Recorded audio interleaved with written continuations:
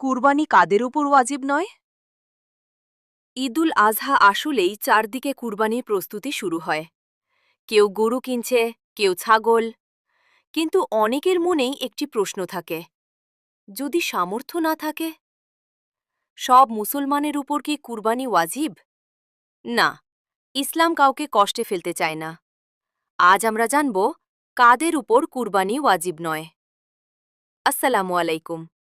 চলুন খুব সহজভাবে বিষয়টি বুঝে নিই। ১. গরিব ও অসামর্থ্য ব্যক্তির উপর নয়। যার কাছে প্রয়োজনের অতিরিক্ত নিসাব পরিমাণ সম্পদ নেই, তার উপর কুরবানি ওয়াজিব নয়। ইসলাম সামর্থ্যের বাইরে কোনো বোঝা চাপায় না। ২. অপ্রাপ্ত বয়স্ক শিশুর উপর নয়। যে শিশু এখনও বালেগ হয়নি, তার উপর কুরবানি ওয়াজিব নয়।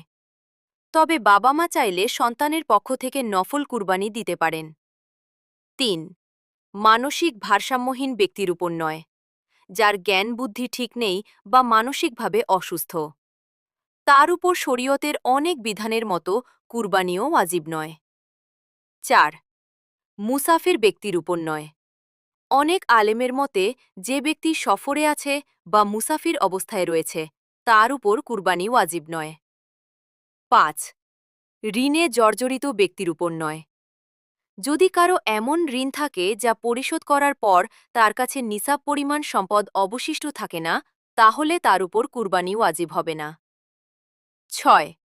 দৈনন্দিন প্রয়োজন মেটাতেই কষ্ট হয় এমন ব্যক্তি যার পরিবার চালানোই কঠিন, খাবার, চিকিৎসা বা জরুরি প্রয়োজন পূরণ করতে হিমশিম খেতে হয়, তার উপর কুরবানি বাধ্যতামূলক নয়।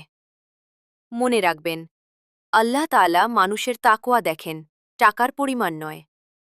সামর্থ্য না থাকলে কুরবানি না করার কারণে গুনাহ হবে না।